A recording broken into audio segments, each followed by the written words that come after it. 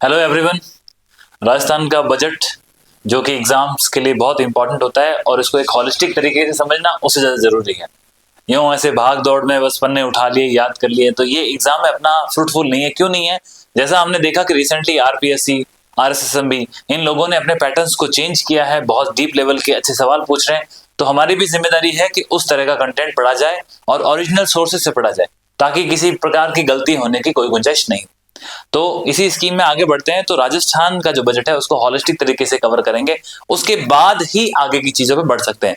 सबसे पहले राजस्थान का बजट देखने से पहले आपको समझना होगा कि इस बार की बजट कहना क्या चाहता है, हमारे एग्जाम में कहाँ कहाँ हेल्पफुल हो सकता है। तो प्रीलिम्स का एग्जाम है, उसके बाद अगर मेंस की परीक्षाएं हो, किसी प्रकार का एग्जाम हो, तो बजट एक मेन डॉक्यूमेंट है।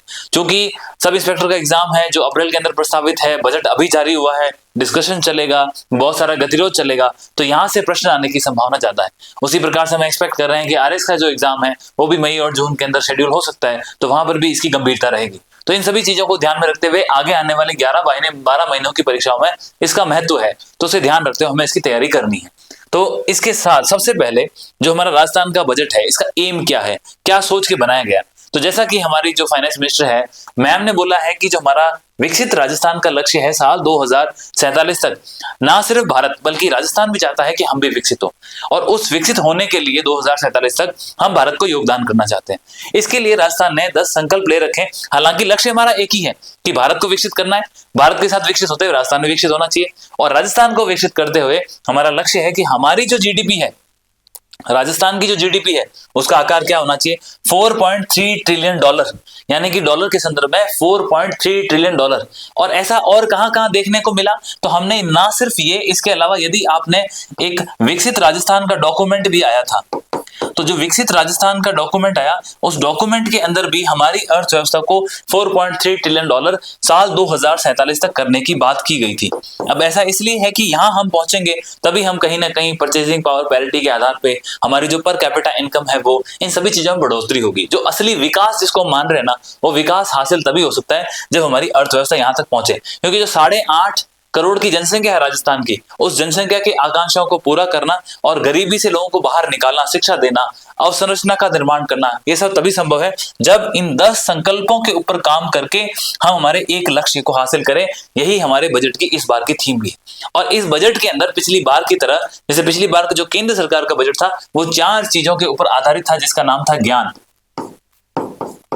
इस ज्ञान का फुल फॉर्म आपको आना जरूरी है, क्योंकि इस ज्ञान से जी था वो आपका था गरीब के लिए, जो वाई है वो था युवा शक्ति के लिए, युवा के लिए, उसके बाद जो आपका ए था ये था अन्नदाता के लिए, और लास्ट के अंदर आप एन है वो नारी शक्ति के लिए।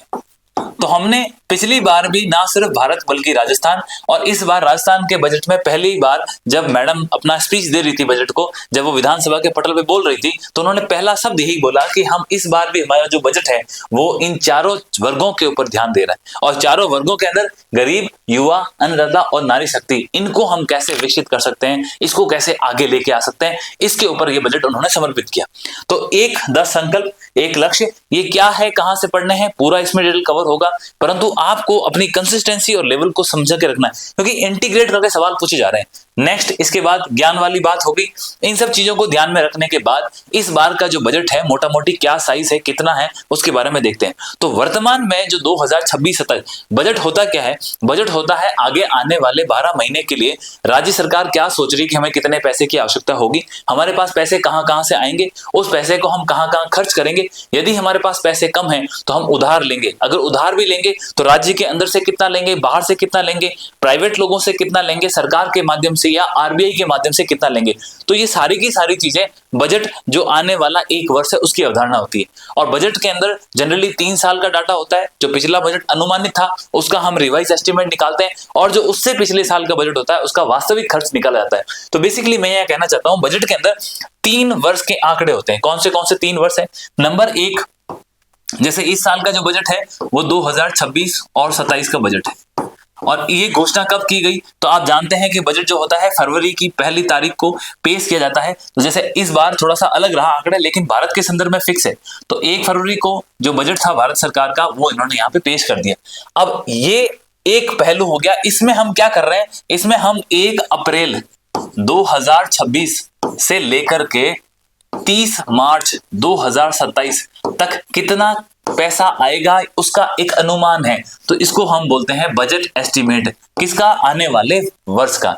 इसके बाद इससे जो पिछला वर्ष था जिसका 2025 और 26 जिसका बजट लास्ट ईयर की 1 फरवरी 2025 को पेश किया गया था, उस बजट का हम दोबारा से अभी क्या लेके आते हैं? Revise estimate. क्यों लेके आते हैं रिवाइज एस्टीमेट? क्योंकि आप ये समझो कि लास्ट ईयर 2025-26 का बजट 1 फरवरी को पारित किया गया और इस बजट ने भी इस बार की तरह अगले 12 महीना का अनुमान लगाया होगा, परंतु अनुमान तो अनुमान होता है, अनुमान और वास्तविकता में फर्क होता है। तो जो पिछली बार हमने अनुमान लगाया और आज 12 महीने बाद हम उसके ऊपर कहां खड़े हैं, इसीलिए उसका रिवाइज एस्टीमेट निकाला जाता है। और वो किस चीज के आंकड़े देता है? वो आंकड़े देता है 1 अप्रैल 2025 से लेकर के 30 या फिर 31 मार्च की लास्ट तारीख कर लो आप, तो मार्च जो होता है 31 महीने का, तो 31 मार्च 2026 तक। अब तीसरा मैंने बोला एक और वर्ष का आंकड़ा होता है, वो होता है इससे पिछले का। इससे पिछला कौन सा हो गया? 2024 और 25। ये भी इसकी तरह 1 फरवरी को पेश हुआ होगा। अब इसको हमने साथ में इसलिए रखा है क्योंकि ये जो बजट है इसका एक्सपेंडिचर पूरा हो चुका है, तो हम ये देखते हैं कि वास्तविक में इसमें जो हमने अनुमान लगाया था उसका एक्चुअल एक्सपेंडिचर कितना हुआ, वास्तविक खर्च कितना हुआ।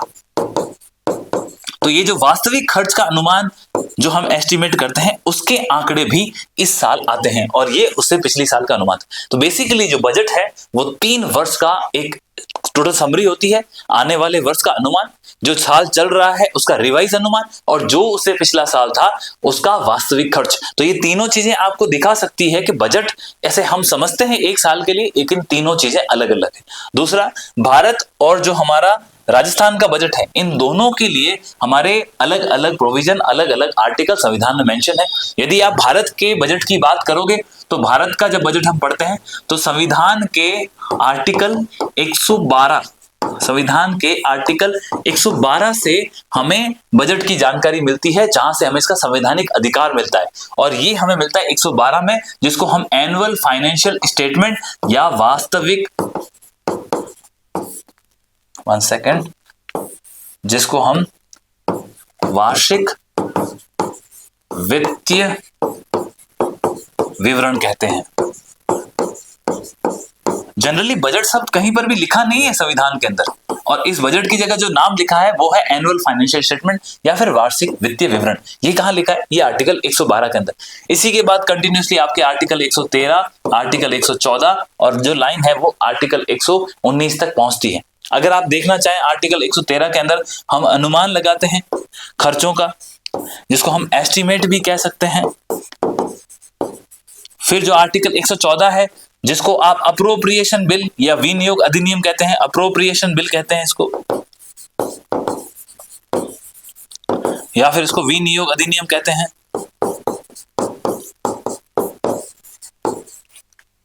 तो इस प्रकार से यदि आप देखोगे 112, 13, 14, 15, 16, 17, 18, क्योंकि ये बेसिक फैक्ट है जो आपको आने चाहिए। अगर ये आपके स्ट्रांग नहीं है तो आप बेसिक इकोनॉमी की क्लासेस में जाके देख सकते हैं, तो ये आपको पता होना चाहिए। इसी प्रकार यदि आप राजस्थान के संदर्भ में बात करेंगे तो राजस्थान के अंदर अगर वार्षिक वित्तीय विवरण की बात की गई है तो वो आर्टिकल 202 में की गई है। कहां की गई? आर्टिकल 202। तो राजस्थान का जो एनुअल फाइनेंशियल स्टेटमेंट है वो आपको आर्टिकल 202 के अंदर मिलेगा, और ये कहानी फिर 203, 4, 5 जैसे वहां पर है सेम उसी प्रकार से आगे बढ़ती है। ये आपको ध्यान रखना होगा। और आखिर बजट के माध्यम से करते क्या है? तो बजट के माध्यम से हम आर्टिकल 266 के अंदर एक फंड का नाम लिखा हुआ है जिसे हम संचित निधि कहते हैं। क्या कहते हैं? जिसे संचित निधि। इस संचित निधि में से जो पैसा निकालना है उसी के लिए हम बजट लेके आते हैं। तो ये मोटा मोटी कुछ बेसिक कंसेप्ट है, हालांकि ये पूरे नहीं है क्योंकि इसके लिए आपको बेसिक फाउंडेशन थोड़ा सा समझना पड़ेगा जो आप जाके रिवाइज कर सकते हैं। अब ये जो बजट 3 साल का एस्टिमेट और जो हमने आर्टिकल्स बताए इसके माध्यम से हम बजट के पैसे निकाल सकते हैं। इस बार का जो राजस्थान का बजट है वर्ष 2026-27 आने वाले 1 वर्ष का, उस बजट के अंदर हमने क्या बोला है? सबसे पहले जो हमारे बजट का आकार बताया कि हमारे बजट की साइज कितनी है। तो राजस्थान का जो बजट है वो 6.1 लाख करोड़ यानी कि 6.10 लाख करोड़ बता सकते हो ये है। अगर आप भारत के बजट की बात करोगे तो लगभग जो भारत का बजट है वो 53 लाख करोड़ का है। कितना? 53 लाख करोड़ का। और राजस्थान का बजट कितना है? तो 6.10 लाख करोड़ के आसपास। ये हमारे बजट की साइज है। इतना पैसा इस बार हम एक्सपेंडिचर करेंगे या इतने का हमने अनुमान लगाया। कितना पैसा कहां से आया? वो अलग बात है। अब इतना जो बजट है ये भी अच्छी प्रोग्रेस हुई है। अब ये तो हो गया बजट, पर राजस्थान की जीडीपी की साइज क्या है? अब ध्यान रखना, भारत के लिए तो हम बोलते हैं जीडीपी, ग्रॉस डोमेस्टिक प्रोडक्ट, लेकिन राजस्थान के संदर्भ में जब आप बात करोगे तो उसके आगे हम क्या लगाते हैं? GSDP, gross state domestic product. तो ये जो हमारी इसकी साइज कितनी है? तो अभी 21.5 लाख करोड़ के आसपास हमने अनुमानित किया है कि हमारी जो जीडीपी है इसका आकार इतना पहुंच गया है। तो 21.5 लाख करोड़ के आसपास राजस्थान की जीडीपी है, 6.10 लाख करोड़ के आसपास राजस्थान के बजट की साइज है। ये मुख्य है। अब सबसे बड़ी बात है, हाँ आपकी जीडीपी बढ़ रही है, आपका बजट का साइज बढ़ रहा है, परंतु इसके साथ आपको यह भी समझना होगा कि हम उधारी भी पैसे बहुत लेते हैं। क्योंकि आप देखो, राजस्थान के पास अपने खुद के लिए रिसोर्सेज बहुत लिमिटेड है। हमारे पास बहुत ज्यादा बड़ी बड़ी इंडस्ट्रीज नहीं है, तो हमारे पास बहुत कोई समुद्र का तट नहीं है जहां से बहुत सारे पैसे हम कमा सकें। तो इस कारण से राजस्थान के रेवेन्यू के सोर्सेज बहुत लिमिटेड है। जब रेवेन्यू राजस्व के सोर्सेज आपके पास कम होते हैं तो आपको देनदारियों पर, उधारियों पर आपको टिका रहना पड़ता है। तो राजस्थान ने भी बहुत सारा पैसा बाहर से लिया है और इस पैसे को आप एक सीमा से अधिक नहीं ले सकते। ऐसा किसने कहा था? तो ऐसा एक एफआरबीएम एक्ट है। कौन सा एक्ट है? FRBM, fiscal responsibility and budget management act. ये 2003 के अंदर पारित किया गया था। तो ये मुख्य रूप से भारत सरकार के ऊपर एक बंदिश लगाता है कि आप कितना पैसा लोन ले सकते हो, कितनी उधारी ले सकते हो। ऐसा नहीं कि सर मेरा जो जीडीपी की साइज कितना है, 21 लाख करोड़ है और मैं 21 लाख करोड़ का लोन ले लूं। यानी कि आपने अपने बजट की साइज, आपने आपकी जीडीपी की साइज का 100% लोन ले लिया, तो फिर तो कहीं ना कहीं संभावना है कि आपका स्टेट फेल हो सकता है इकोनॉमिकली। तो एफआरबीएम एक्ट है जो 2003 के अंदर लेके आए थे। इसके अंदर बहुत से बार अमेंडमेंट भी हुए। ये एक्ट भारत सरकार के ऊपर नियंत्रण लगाता है कि आप आपकी जो आपकी जीडीपी है उसका 3% से अधिक, उसका 3% से अधिक आप कर्ज नहीं ले सकते। तो वो ये रोक लगा रखी है जिसको हम फिस्कल डेफिसिट कहते हैं, इसको हम राजकोषीय घाटा कहते हैं, फिस्कल डेफिसिट। इसकी एक सीमा निर्धारित कर रखी है। इसी एफआरबीएम एक्ट को 2005 के अंदर राजस्थान के अंदर भी पारित किया गया था और राजस्थान के अंदर भी इसके संबंधित नियम बनाए थे।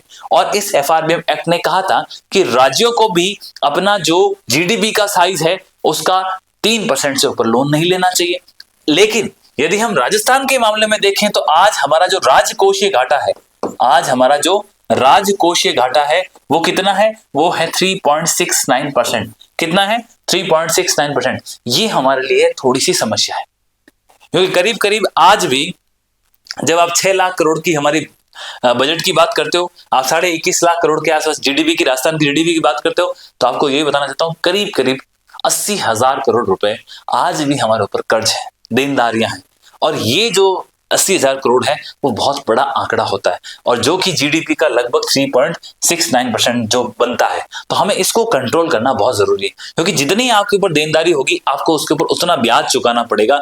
जितना आपको ब्याज चुकाना पड़ेगा तो आपको डेवलपमेंट के लिए, वर्क्स के लिए, लोगों के विकास के लिए पैसे कम पड़ेंगे। तो ये चीजें मुख्य आपको बातें ध्यान रखनी है जिसको मैंने आपको बताने का बात किया। तो आप मेरे हिसाब समझ गए कि बजट की साइज 6.10 लाख करोड़ है और ये राजस्थान का है। यदि आप भारत के बजट की बात करोगे तो 53 लाख करोड़ के आसपास है। यदि आप उसके बाद आगे चल के बोलोगे कि राजस्थान की जीडीपी कितनी है तो सर वो 21.5 लाख करोड़ है। और राजकोषीय घाटा कितना है वर्तमान में जो हमने अनुमान लगाया है कि अगले साल तक होगा, तो उसको 3.69% बताया गया।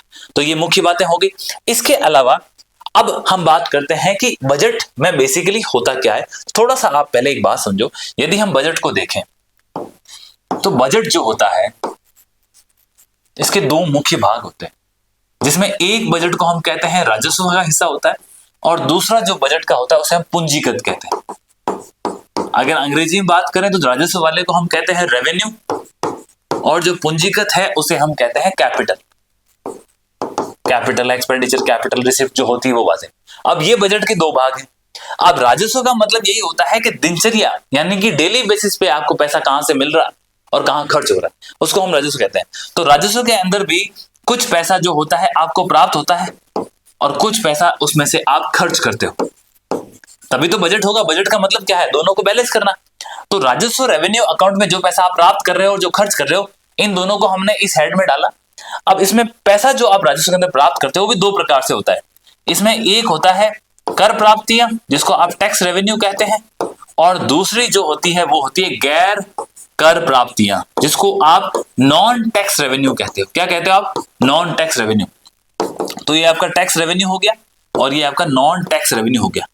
आप समझ गए? राजस्व के अंदर दो प्रकार के राजस्व के अंदर सर कुछ पैसा प्राप्त होता है, कुछ पैसा खर्च होता है। जो राजस्व में पैसा प्राप्त होता है उसमें भी दो सोर्स हैं सर। एक मुख्य सोर्स है जिसके अंदर आप कर से होने वाली कमाई को ऐड करते हो, जिसको हम आम बोलचाल में टैक्स रेवेन्यू कहते हैं या टैक्स रिसिप्ट कहते हैं। दूसरा जो है वो है नॉन टैक्स रिसिप्ट, जिसमें गैर कर प्राप्तियां। जैसे आप गए रोड के ऊपर और मान लो आपने स्पीड से गाड़ी चला रहे थे, ट्रैफिक पुलिस वाले ने आपको पकड़ लिया और आपका फाइन काट दिया, तो वो जो फाइन है वो एक नॉन टैक्स है। तो वो आपकी जो कमाई होती है वो यहां आती है, जो आपका चालान करता है उसकी कमाई यहां होती है। मान लीजिए आप हॉस्पिटल गए और जैसा कि आप जानते हैं मुख्यमंत्री आयुष्मान भारत योजना के अंदर आपका ट्रीटमेंट फ्री है। आप लेकिन गए और मान लीजिए आपने जो पर्ची काटी उस पर्ची का मूल्य 10 रुपए, वो 10 रुपए जो सरकार के खाते में गए, सरकारी हॉस्पिटल में पर्ची कटती है 10 रुपए लगते हैं। अगर वो 10 रुपए अभी तो वर्तमान में नहीं कट रहे लेकिन पहले कटते थे, तो वो 10 रुपए जो आपको मिलते थे वो सरकार के किस खाते में आते थे? तो गैर कर प्राप्तियों में। तो कोई भी चालान हो गया, किसी प्रकार की फीस हो गई या अन्य कोई भी कमी है तो वो गैर कर प्राप्तियों में जाती है। तो सर ये क्या है? टैक्स रेवेन्यू क्या है? तो टैक्स रेवेन्यू अगर आप देखें, मैं आपको टैक्स रेवेन्यू बताता हूं। यदि आप टैक्स रेवेन्यू की बात करें तो हम राजस्थान में टैक्स रेवेन्यू की बात करें, इसके कुछ मुख्य स्रोत हैं। सबसे पहले जो आपकी हमारी जो कमाई होती है उसको हम इनकम टैक्स कहते हैं। तो इनकम टैक्स या जिसे आप आयकर कहते हैं, ये एक मुख्य स्रोत है। इसके अलावा जैसे आपको पता है बहुत बड़ी बड़ी प्राइवेट कंपनीज होती है, जैसे अडानी है, अंबानी है, जैसे आपका रिलायंस वाला ग्रुप हो गया, इसके अलावा इन्फोसिस, बहुत सारी कंपनी, इन कंपनियों को भी तो कमाई होती है, जिसको हम क्या कहते हैं? कॉर्पोरेट टैक्स कहते हैं। क्या कहते हैं उसको? Corporate tax. वो हो गया। इसके अलावा तीसरा, जैसे आप और हम इनडायरेक्ट टैक्स पे करते हैं जिसको हम जीएसटी कहते हैं, वो एक मुख्य स्रोत हो गया। और इसके अलावा आप जानते हैं कि अगर कोई राज्य किसी प्रकार का उत्पाद पैदा करता है तो उसके ऊपर जो टैक्स लगता है उसको हम क्या कहते हैं? एक्साइज। क्या कहते हैं उसको? एक्साइज या उत्पादन कर, वो भी एक प्रकार का कर है। और इसके अलावा मान लीजिए विदेश से कोई माल हमारे यहाँ पे किसी पोर्ट के ऊपर आके लैंड हुआ, तो वो जो माल आता है उसके ऊपर एक टैक्स लगता है जिसको हम कहते हैं कस्टम। आपने सुना ही होगा कस्टम ड्यूटी, कस्टम ऑफिसर। तो ये जो कस्टम टैक्स लगता है, तो ये तो मुख्य रूप से 5 ऐसे स्रोत हैं जहां से राजस्व के अंदर पैसा प्राप्त करने का सरकार के पास जरिया है। कौन से कर हैं? एक सर इनकम टैक्स, दूसरा कॉर्पोरेट टैक्स, तीसरा जीएसटी, चौथा एक्साइज, पांचवा कस्टम। ये मुख्य स्रोत है। इसके अलावा भी हो सकते हैं लेकिन वो कोई ना कोई कर होना चाहिए, और कर सरकार किसी ना किसी कानून को लाके ही लगा सकती है। ऐसे ही आपके ऊपर कोई कर नहीं लगाए जा सकते। और जी अब देखो, अब जीएसटी, अभी आपने रिसेंटली देखा होगा कि जीएसटी को सरकार ने रैशनलाइज किया है और जीएसटी के अंदर पहले जो बहुत सारी दरें थी उनको कम करके वर्तमान के अंदर 5% और 18% दो ही स्लैब रखे गए। जो आपका 5 के बाद आपका जो 12% का स्लैब था और जो 28% का स्लैब था, दोनों स्लैब को हटा दिया गया। तो वर्तमान में जीएसटी को हमने 5% और 18% दो ही स्लैब रखे, और इसके अलावा एक स्लैब हमने 40% का और ऐड किया, ताकि जो बहुत महंगी चीजें हैं या फिर जो सिन गुड्स हैं, जैसे कोई सिगरेट को स्मोक करता है, तंबाकू प्रोडक्ट खाता है, तो इन चीजों के ऊपर, सिगरेट वगैरह के ऊपर जो टैक्स लगाया है उसको हमने सिन गुड के अंदर माना है, तो उसके ऊपर 40%। तो वर्तमान में जीएसटी ऊपर देखे तो 5%, 18%, 40% है। कौन से हटा दिए? जो हटा दिए उसको क्यों याद करना? अगर आप फिर भी याद करना चाहते हो तो आपको पता होना चाहिए कि सर 12% हटा दिया, 28% हटा दिया, डन। इसके अलावा अगर इनकम टैक्स की बात करें तो इस बार केंद्र सरकार का जो बजट आया उसमें इनकम टैक्स के ऊपर कोई बात नहीं कही, लेकिन पिछली बार जो बजट आया था उसके अंदर निर्मला सीतारमण जी मैडम ने उस टाइम घोषणा करी थी कि यदि किसी व्यक्ति की कमाई 12.5 लाख तक है सालाना तो उसको किसी प्रकार का टैक्स देने की जरूरत नहीं है। तो टैक्स के अंदर पिछली बार हमने कुछ ब्रैकेट्स बनाए थे और वो आपको इस बार भी एग्जाम के लिए पक्का पता होना चाहिए कि 0 से 4 लाख, 4 से 8 लाख, 8 से 12 लाख, 12 से 16 लाख, 16 से 20 लाख, 20 से 24 लाख, और जिसकी कमाई 24 लाख से ऊपर है उसके लिए सरकार ने बोला था कि उनको 30% से ऊपर इनकम टैक्स पे करना पड़ेगा। तो वो ऑलरेडी मैंने इस बारे में डिस्कस कर रखा है, अगर आपको नहीं जानकारी है तो कमेंट में आप बता देना, लेकिन आपको इनकम टैक्स के स्लैब पता होना चाहिए। बहुत आसान है, बहुत टफ नहीं है। जीएसटी के बारे में पता होना चाहिए। कॉर्पोरेट टैक्स वो है जो बड़ी बड़ी कंपनियों से लिया जाता है। एक्साइज और कस्टम आप जान ही गए ऑलरेडी क्या है। तो एक्साइज वो होता है जब राज्य में या केंद्र में कहीं पर भी कोई चीज उत्पादित होती है तो उसके ऊपर लगने वाला टैक्स को हम क्या कहते हैं? एक्साइज टैक्स कहते हैं। और कस्टम माल कहीं से बाहर से है। तो ये मुख्य तौर पर बात कहने की है कि जो पांचों ये स्रोत हैं, ये कर प्राप्तियां, और ये जो कर प्राप्तियां हैं वो राजस्व का हिस्सा है। ये टैक्स कहीं ना कहीं सरकार डेली बेसिस पे इकट्ठा करती है। अब दूसरा जो सरकार के पास सोर्स है उसको हम बोलते हैं गैर कर प्राप्तियां। क्या बोलते हैं उसे? हमने थोड़ा सा यहाँ पे हम इसको डिवाइड कर लेते ताकि आपको कंफ्यूजन ना हो। ये तो कर प्राप्तियां हो गई। अब इसके अलावा गैर कर प्राप्तियां कौन सी है? अगर आपको गैर कर प्राप्त आपको पता होना चाहिए, सरकार को अगर सरकार ने किसी को लोन दे रखा है, मान लीजिए भारत ने श्रीलंका को लोन दे रखा है, तो श्रीलंका को लोन दे, श्रीलंका हमें ब्याज तो देगा ना। वो जो ब्याज मिलता है वो तो डेली बेसिस पे मिलता है, इसीलिए राजस्व में यानी प्रतिदिन जो हमें कमाई होती है तो वो हम यहां डाल सकते हैं, तो ब्याज हो गया। ठीक है। कई बार केंद्र सरकार हमें ग्रांट देती है, तो ग्रांट अगर मिलेंगे, जिसे हम तो ग्रांट या अनुदान कहते हैं, तो उसको भी इसमें डालेंगे। ग्रांट हो गया या फिर अनुदान हो गया। इस प्रकार के और भी बहुत सोर्स हैं, चालान हो गया, फीस हो गया, ग्रांट हो गया, अनुदान हो गया। तो ये सब मुख्य रूप से किस में आते हैं? ये जो चीजें आती हैं वो राजस्व के प्राप्तियां में आती है। अब राजस्व में खर्च क्या होते हैं? राजस्व में खर्च यानी कि डेली होने वाले खर्च। सरकार के एम्प्लॉइज हैं, उनको आपको सैलरी देनी है, तो ऐसे बहुत सारे खर्चे हैं सरकार के जो डेली बेसिस पे होती है। रोड का मेंटेनेंस करना है, बिल्डिंग से सरकारी उनको मेंटेन रखना है, सरकार के पास कर्मचारी काम कर रहे हैं उनको तनख्वाह देनी है, जो नौकरी करके चले गए उनको पेंशन देनी है। तो ये सारा का सारा खर्चा किस में आता है? ये आता है राजस्व खर्च में। तो कुल मिला के मोटा मोटी राजस्व का जो हिस्सा है उसके ऊपर हमने बात कर ली। ठीक है, अब ये राजस्व वाली बात हो गई। अब दूसरी तरफ आइए, पूंजीगत की बात करते हैं कि पूंजीगत ये बहुत आसान है।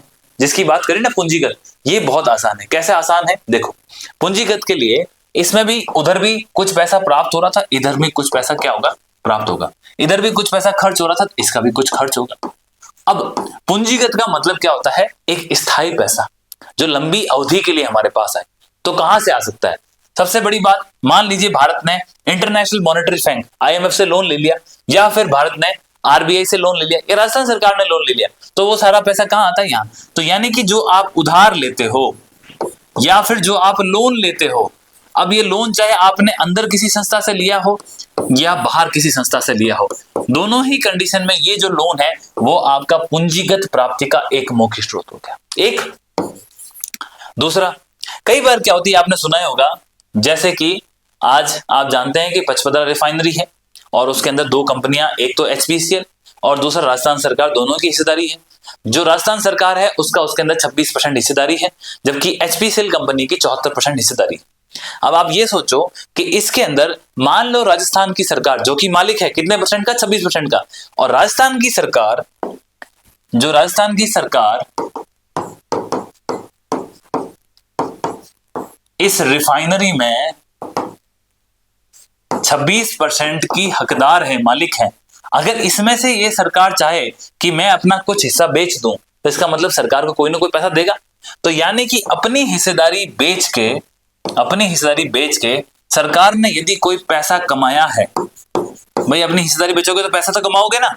सरकार ने कोई भी कमाई करी है तो ये जो कमाई है वो पूंजीगत पैसे में प्राप्त होती है। कहां होती है? पूंजीगत पैसे में प्राप्त होती है। दूसरा उदाहरण देता हूं, जैसे मान लीजिए कि जो HPCL कंपनी भारत सरकार की, अब ये भारत सरकार के HPCL कंपनी, ये केंद्र सरकार ने तय किया कि हमें पैसे चाहिए बजट के लिए, तो ऐसा करते हैं कि HPCL में से अपनी कुछ हिस्सेदारी निकाल देते हैं और बेच देते हैं प्राइवेट। तो किसी को बोला भाई जिसको हिस्सा खरीदना वो आ जाओ, तो वो व्यक्ति हिस्सा ले लेगा और केंद्र सरकार को पैसा देगा। जब केंद्र सरकार के पास जो पैसा आया, वो केंद्र सरकार ने पैसा कहां रखा? वो सरकार ने अपने पूंजीगत प्राप्तियों में रखा। तो यहां पर इस जो प्रक्रिया है उसको हम विनिवेश कहते हैं, या फिर हम क्या कहते हैं? डिसइन्वेस्टमेंट। क्या बोलते हैं इसको? डिसइन्वेस्टमेंट। तो ये दो मुख्य स्रोत होते हैं जहां से पूंजीगत पैसा प्राप्त होता है। तो सर पूंजीगत वह क्या है? जिस प्रकार से ये कभी कभी ही आता है, उसी प्रकार वो खर्च जिससे आप प्रमुख परिसंपत्तियों का निर्माण करते हो, जिसे आप लंबी अवधि के लिए किसी चीज का निर्माण कर रहे हो, जैसे रेलवे का ट्रैक डाला आपने, हाईवे बनाए, सागरमाला, भारतमाला, PM गति शक्ति, इस प्रकार की जितनी योजनाएं हैं, जो पैसा लग रहा है वो कहीं ना कहीं मुख्य अवसंरचनाओं का निर्माण कर रहा है और उसको हम किस में डाल रहे हैं? इस खर्च में डाल रहे हैं। तो आपको समझ आ गया। मान लो किसी स्कूल की बिल्डिंग बननी है, तो वो खर्चा किसके अंदर जाएगा? वो आपका पूंजीगत व्यय में आएगा। तो ये बजट का जो मेन कंसेप्ट मैंने बताया, ये चाहे राज्य का हो केंद्र का हो, उसके भाग ऐसे ही होते हैं। हमारा जो बजट है उसके अंदर भी इसी प्रकार से दिखा रखा है। तो यदि मैंने आपको लास्ट में ओरिजिनल बजट की PDF आपके लिए लगा रखी है, तो उसके अंदर क्लियरली मेंशन है कि राजस्व में पैसा कहां से प्राप्त हुआ, इनमें कितना कितना पैसा मिला और हमारा खर्च कितना कितना हुआ। सेम इसी प्रकार पूंजीगत प्राप्तियां कितनी है और पूंजीगत खर्च कितना है, और इन सब को मिला लोगे तो फिर आपको राजस्व घाटे, राजकोषीय घाटे वो चीजें मिलेगी जिसके बारे में भी आपको जानकारी होनी चाहिए, क्योंकि एग्जाम का पैटर्न बदल गया है, चीजें वही हैं, लेकिन पहले ठीक है कहाँ पे सेंटर ऑफ एक्सीलेंस बन रहा है याद कर लिया, कि सर हमने इस बार कौन सा मेगा फूड पार्क बनाया उसको आपने याद कर लिया, कि सर कौन सी नदी के लिए आपने कोई प्रोजेक्ट लाया उसको याद कर लिया। लेकिन अब इससे आगे बढ़ चुके हैं संस्थान, क्योंकि आप लोगों के पास भी कंटेंट अवेलेबल होने लग गया और संस्थान को भी लगने लग गया कि हम रटन तोते बनने लगे। तो इसलिए हमें थोड़ा सा चीजों को समझ के करना होगा। और मेरा आपसे निवेदन है कि जिन लोगों ने अभी रिसेंटली एग्जाम दिया होंगे वो एग्जाम्स के पैटर्न को समझे होंगे और उन्होंने ये फील भी किया होगा कि हमें इस तरह की अंडरस्टैंडिंग और पढ़ाई करने की आवश्यकता है। तो आगे बढ़ते हैं, काफी बातें कर ली हमने बजट के उन चीजों के बारे में जो एसेंशियल है। अब मैं आपसे बस यही कहना चाहता हूं कि जो आपने यहां तक बात करी इसमें जो मुख्य दो हिस्से थे, एक था आपका राजस्व और दूसरा हिस्सा था पूंजीगत या फिर रेवेन्यू और कैपिटल।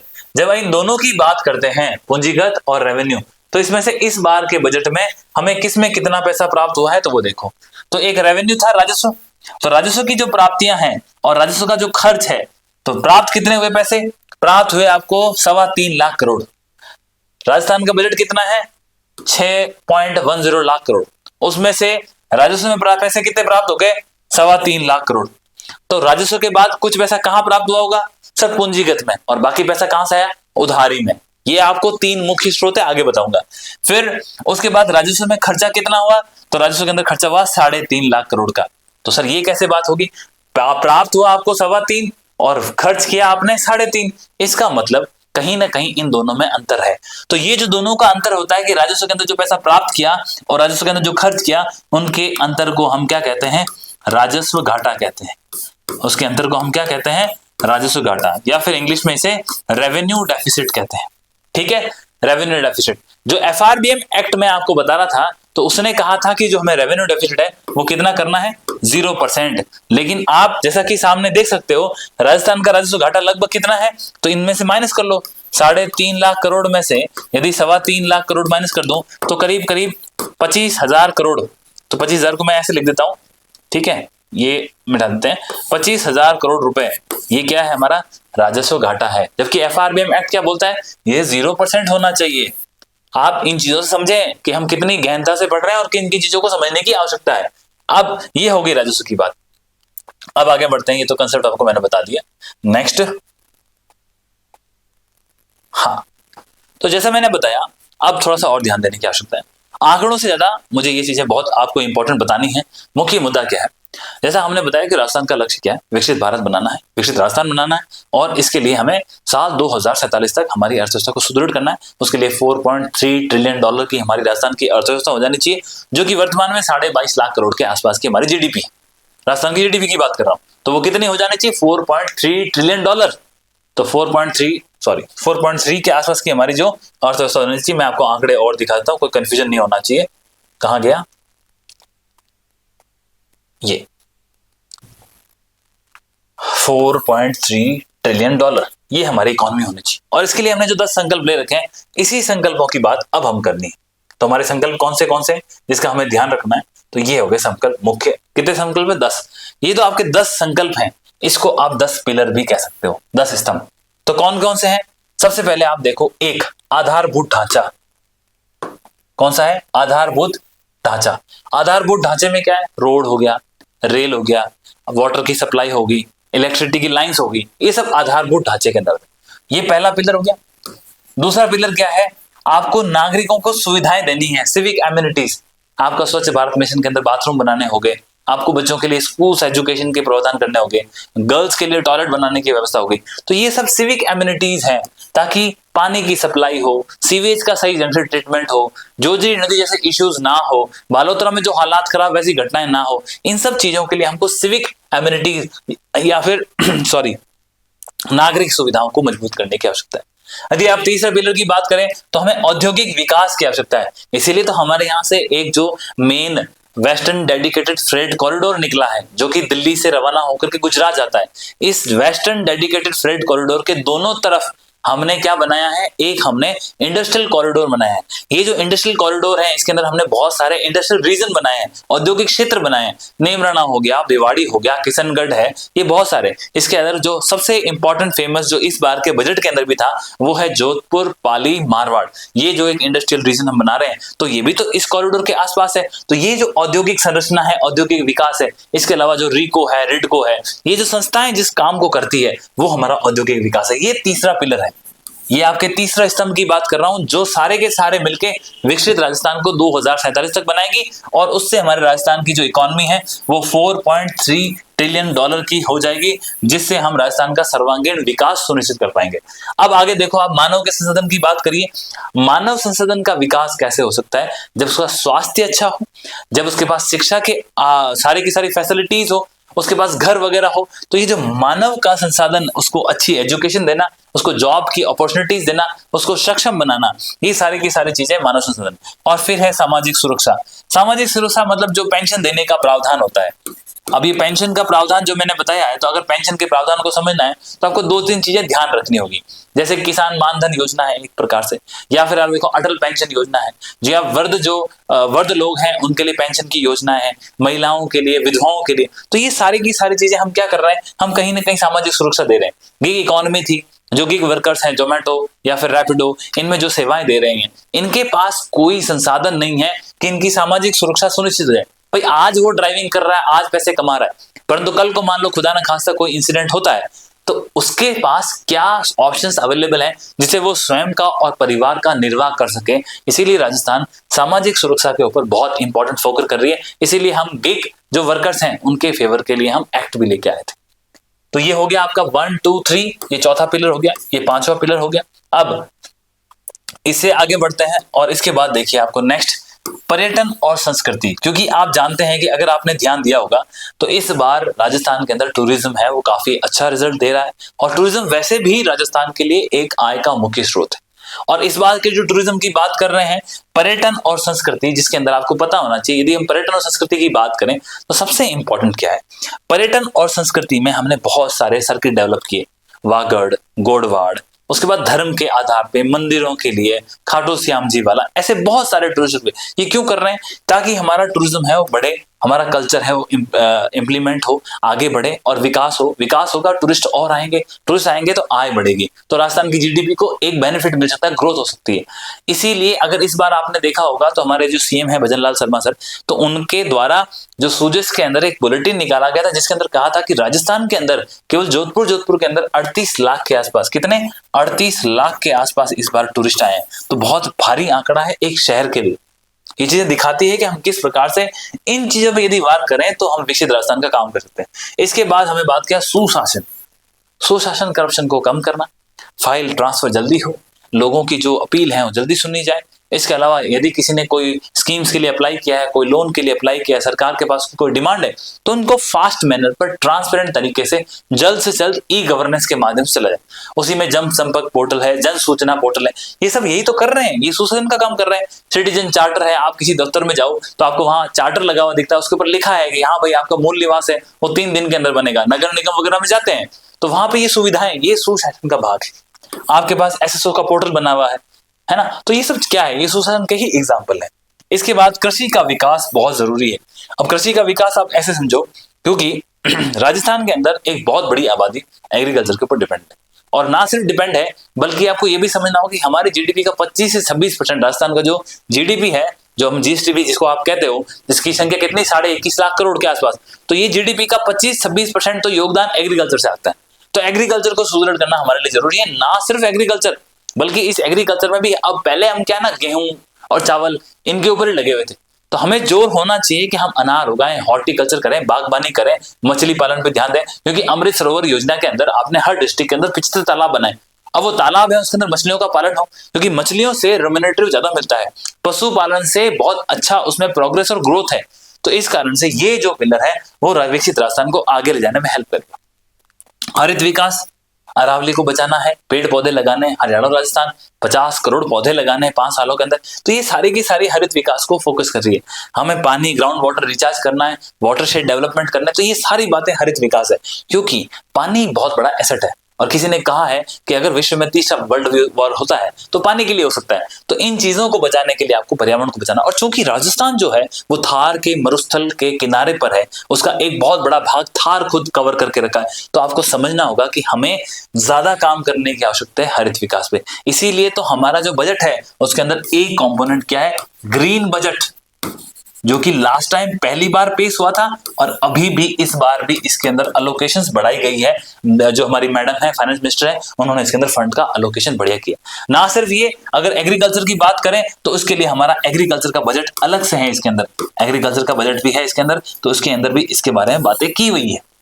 इसके अलावा इस बार यदि आपने देखा हो तो जेंडर बजट, हम यहाँ पे कहां बात करते हैं, मानव संसाधन, तो हमने इस बार जेंडर बजट की बात तो करी है और पिछली बार भी था, तो ये भी हमने इस बार एक बढ़ाया।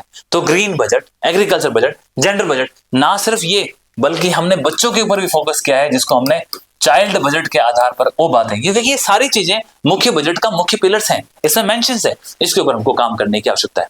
अब थोड़ा सा आगे बढ़ते हैं, इसके बाद देखो क्या है। तो ये सारी की सारी आपने जो पहले देखी, ये सारी की सारी क्या है, ये टोटल के टोटल सर हमें विकसित राजस्थान को जो हमें आगे लेके जाना है उसके लिए हमारे मेन 10 पिलर है।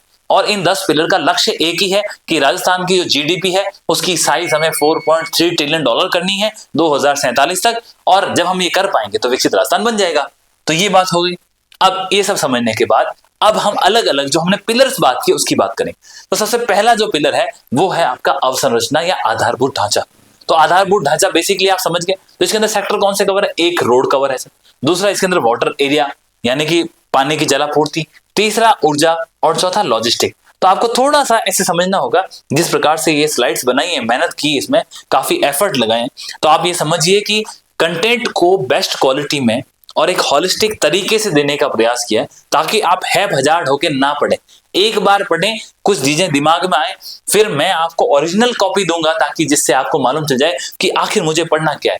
क्योंकि सूचना जब एक हाथ से दूसरे हाथ बदलती है तो कोई ना कोई उसके अंदर विकार पैदा हो सकता है। तो इसीलिए क्या है, फर्स्ट हैंड इंफॉर्मेशन पढ़ो, ओरिजिनल कंटेंट पढ़ो। तो ये ओरिजिनल कंटेंट से लिया है, यहाँ से कोई मतलब कोई ऐसी बात बताने की कोशिश नहीं की गई जिससे हमें कोई माहौल बनाना हो। हमारा क्या मेन काम क्या है, अपने को ओरिजिनल डाटा मिले ताकि एग्जामिनर जो सवाल बनाएगा वो ओरिजिनल डाटा से बनाएगा।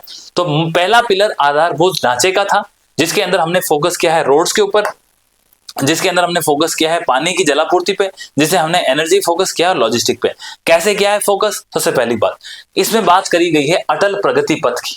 किसकी बात की गई, अटल प्रगति। क्या है अटल प्रगति पथ, आपको समझना होगा कि जो अटल प्रगति पथ है इसके ऊपर बहुत काम किया। सरकार क्या करना चाहती है, अटल प्रगति पथ के माध्यम से हम करीब करीब गांवों के अंदर मान के चलो आप लगभग 1 किलोमीटर की कंक्रीट की जो रोड होती है, सीसी रोड, उसको बनाने का प्रयास कर रहे हैं। क्योंकि सरकार ये मानती है कि जो पहले हम बिटुमिन की रोड बनाते थे, आपने देखा होगा काले कलर की, जिसे हम तारकोल की रोड कहते हैं, तो आप तारकोल जो होता है वो ऑयल से आता है, तो आप कच्चा तेल हमारे पास तो है नहीं, तो भारत क्या करता है 85% कच्चा तेल बाहर से आयात करता है। फिर उस कच्चे तेल को आप रिफाइनरी में लेके जाते हो, जैसे मथुरा के अंदर है, कल को पचपदरा की रिफाइनरी स्टार्ट होगी, वहां पे उस कच्चे तेल को आप डिस्टिलेशन के प्रोसेस के माध्यम से अलग अलग चीज को बाहर निकालते हो। जैसे आपने उसके अंदर पेट्रोल निकाला, डीजल निकाला, तो उसके अंदर एक बहुत गंदा पदार्थ होता है तारकोल, वो निकलता है। सरकार ने प्लान किया कि तारकोल जो है कहीं ना कहीं पर्यावरण को प्रदूषित कर रहा है, और भारत ये चाहता है कि जैसा कि हमारे मोदी जी ने पंचामृत का प्रण लिया था, और ग्लासगो के अंदर गए थे COP26 में, United nation framework convention on climate change के लिए, तो वहां जाकर के उन्होंने ये बात करी थी कि हमें करना क्या है, हमें हमारे को खुद को नेट 2070 तक बनाना है। और इस काम के लिए, इसके लिए हमने प्रण लिया कि हम अब सीसी की रोडें बनाई होगी। तो अब ना आपने देखा भी होगा मोटा मोटी जितने भी रोडें हैं वो सारी कंक्रीट की बन रही है। तो अटल प्रगति पथ इस बात पे फोकस करता है। दूसरा, कुछ हमने स्टेट हाईवे की बात करी है, कुछ कॉरिडोर की बात करी है जो हम कर रहे हैं। इसके साथ आपको इस बात ध्यान रखना है कि पिछली बार के बजट के अंदर हमने 9 एक्सप्रेस वे की बात करी थी। कितने, 9 एक्सप्रेस वे। जो 9 एक्सप्रेस वे की बात करी थी उसके ऊपर हमको ध्यान रखना है। तो 9 एक्सप्रेस वे जो कि मुख्य रूप से राजस्थान की राजधानी जयपुर से कनेक्ट थे, जिसके अंदर एक फलोदी, एक अजमेर, तो इन चीजों को आपको ध्यान रखना है। दूसरा, पानी के क्षेत्र में हमने क्या बात करी है, हमने मुख्यमंत्री जो जल जीवन मिशन है, देखो केंद्र के पास तो ऑलरेडी जल जीवन मिशन चल ही रहा है, एक जल जीवन मिशन शहरी है, एक जल जीवन मिशन ग्रामीण है। उसका मुख्य रूप से उद्देश्य क्या है कि हर गांव में रहने वाले व्यक्ति या घर के पास में एक पानी का टैप होना चाहिए, जिसके अंदर 55 लीटर के आसपास पानी पहुंचे, ताकि सभी की जरूरतें पूरी हो सके। अब जब आप इधर बात कर रहे हैं तो अब हमने बनाया है मुख्यमंत्री जल जीवन मिशन, ये शहरी क्षेत्र के अंदर। इससे पहले अमृत योजना भी थी केंद्र सरकार की, और इसके अलावा स्मार्ट सिटी मिशन भी है। लेकिन राजस्थान अपने स्तर पर मुख्यमंत्री जल जीवन मिशन के माध्यम से 5,000 करोड़ रुपए दिए हैं ताकि ये डेवलप। पैसे याद नहीं करने, हमें पैसे बिल्कुल याद नहीं करने। पैसे आपसे कोई नहीं पूछेगा, आपसे राजस्थान की जीडीपी पूछ सकता है, आपसे बजट के घाटे पूछे जा सकते हैं, राज्य कोषीय घाटा पूछ लेंगे, राजस्व घाटा पूछ लेंगे, राजस्व प्राप्तियां कौन सा कर है वो हाईएस्ट से कम में पूछा जा सकता है। इस प्रकार की चीजें नहीं पूछेगी कि अलोकेशन किसको हुआ, कितना वरना। दूसरा, अगर एनर्जी की क्षेत्र, ऊर्जा के क्षेत्र में बात की जाए तो राजस्थान, आप जानते हो कि हमारे पास सोलार है, विंड है, ये ऊर्जा है। अब इस सोलार और विंड पे फोकस करने के लिए हमने बीकानेर और जैसलमेर, जहां सूर्य की किरणें काफी अच्छी गिरती है, वैसे हमने पहले भी पूगल वगैरह के अंदर, फतेहगढ़ वगैरह के अंदर ऑलरेडी सोलार के प्लांट्स लगाए। हमारा प्लान है कि अभी हम और करीब करीब 4,800 यानी कि 4.8 गीगावाट की क्षमता के और नए सोलार पार्क कहां लगाएं, बीकानेर और जैसलमेर में। लोकेशंस भी तय हो जाएगी धीरे धीरे, लेकिन अभी आपको पता होना चाहिए। इसमें याद करने लायक कुछ नहीं है, चीजों को समझो। ये पहला पिलर है। लास्ट में क्या है, लॉजिस्टिक। लॉजिस्टिक मतलब क्या होता है, आने जाने का जो रास्ते होते हैं उनको। तो इनको हमें औद्योगिक क्षेत्रों को दोबारा से एक बार देखने की जरूरत है।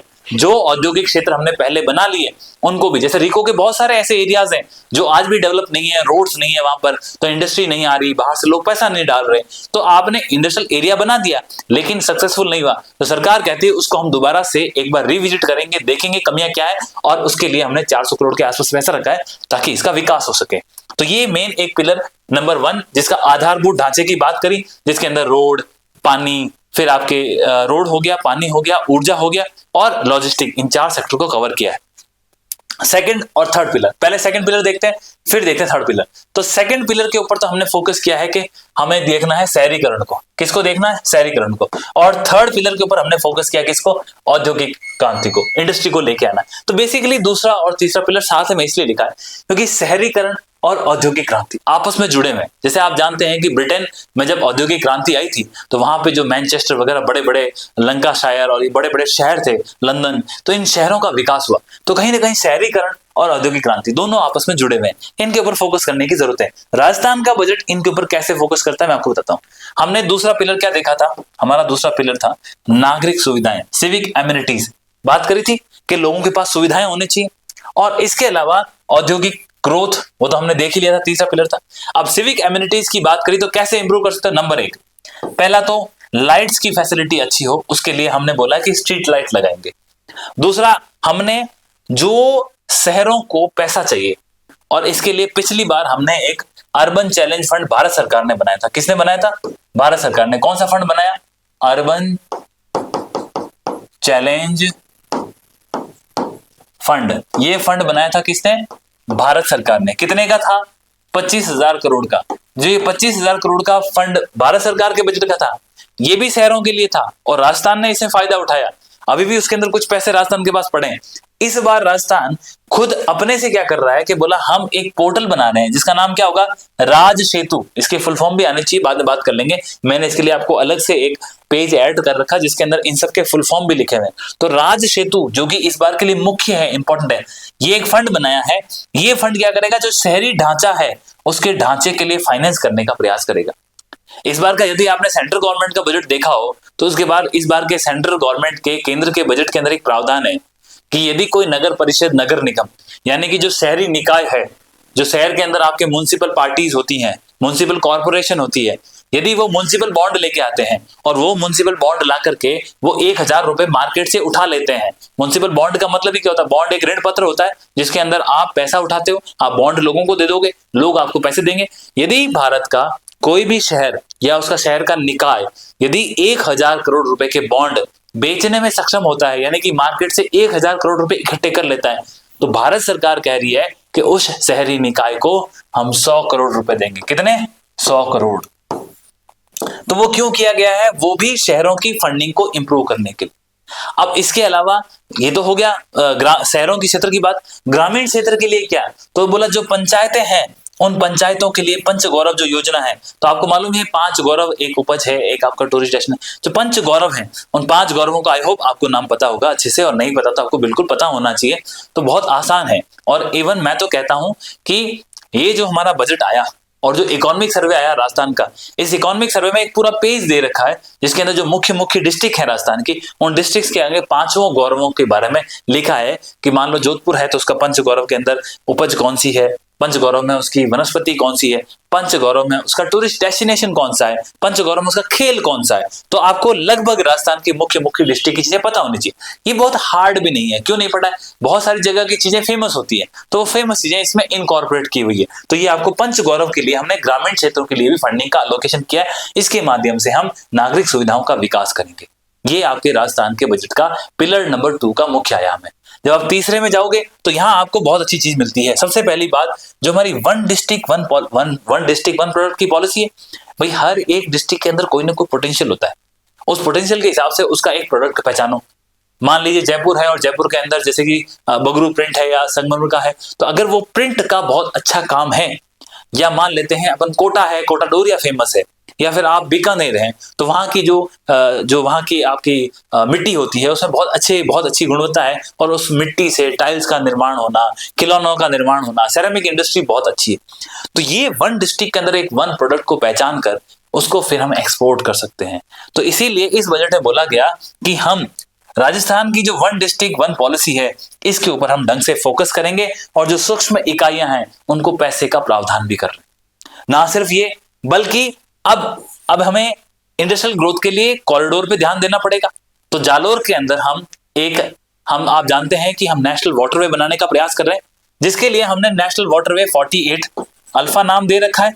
तो ये जो वाटरवे है ये गुजरात के पोर्ट से, कच्छ के रण से होते हुए जालोर तक आएगा, यानी कि यहाँ की जो मिट्टी है इसके अंदर जल की धारा आएगी, तो यहाँ पे वहां से शिप, छोटे छोटे शिप यहाँ तक आ सकते हैं, ताकि आप जानते हैं कि पानी के रास्ते यदि आप सामान भेजते हो तो कॉस्टिंग कम हो जाती है। रोड एक महंगा सौदा है, रेलवे उससे सस्ता है, और पानी सबसे सस्ता है, और सबसे महंगा कौन सा था, हवाई जहाज।